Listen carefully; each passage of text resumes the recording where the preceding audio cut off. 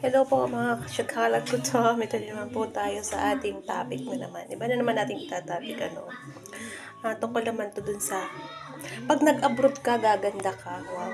Sarap pakinggan, no? Ito po yun.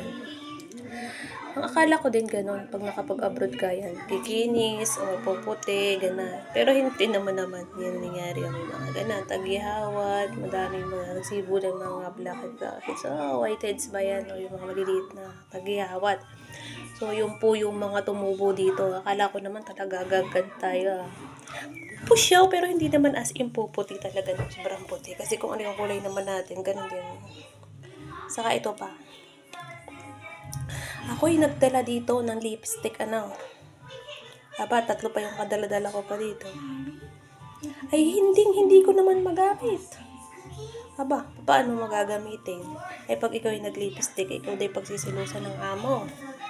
Karis na yan. Ay, bakit naman kami pagsisilusan?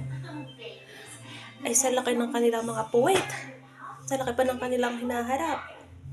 Kami na mayroon din. Hindi mo palagyan ng foam kahit tatabi-tabing pindot-pindutin mo lang ng gano'n para magkalaman yung amin.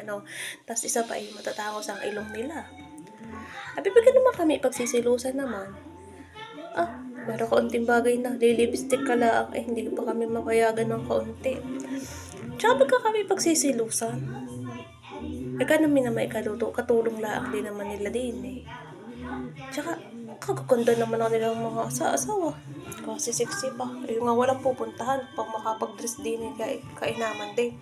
Yung bisita mo lang ay kapatid. Ay kung makapaggagaya, akala may papunta doon sa punsyonan. At kanya-kanyang may pagligo pa.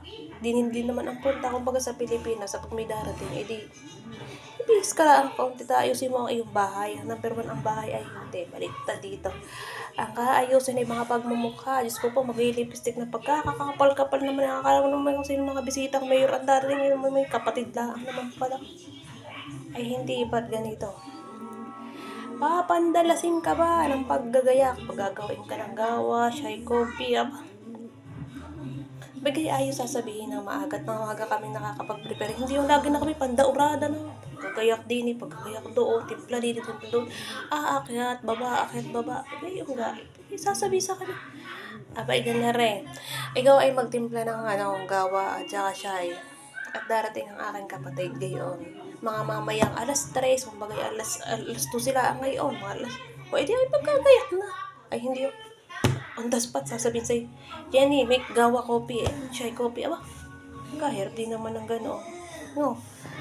Kayo mga kapwa kasagala ko, di ba ganun din yung ginagawa sa inyo? Akala mo naman, mga pakadaming bisita, pero minsan, isa-isa lang naman, 2, kapatid pa. Pero daig mo pa, yung buong baryo ang darating at kung makapagpaayos-ayos ang mga pagmumukha ng mga ito. Tapos kami pagsisilusang pa din Mag-lipstick ka ng kaunti, hindi pwede.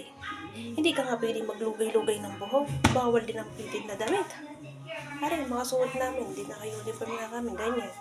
Bawal yung bali na gano'n. Dapat, pag ikaw ay nakita nilang hindi naka-uniform, sabihin sa iyo, bakit hindi ka nag-uniform? Minsan, ako ay hindi nag-uniform. Kumbaga, umalis sila. And then, pagbalik, ay nalimut ako magsuot. Ano nangyari? Sabi sa kanya, madam, bakit daw ako hindi naka-uniform? Sagot ko naman, syempre nakatwiran ako.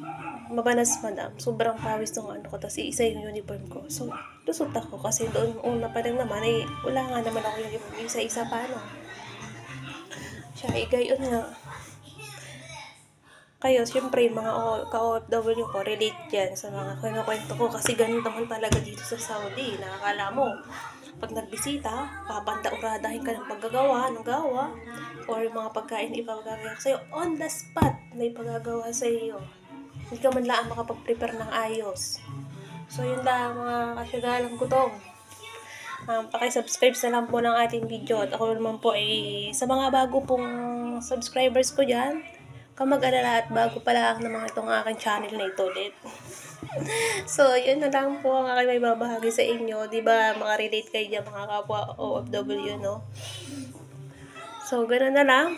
Bye! Abang na lang sa next video. Paki-like and share po and subscribe. Bye!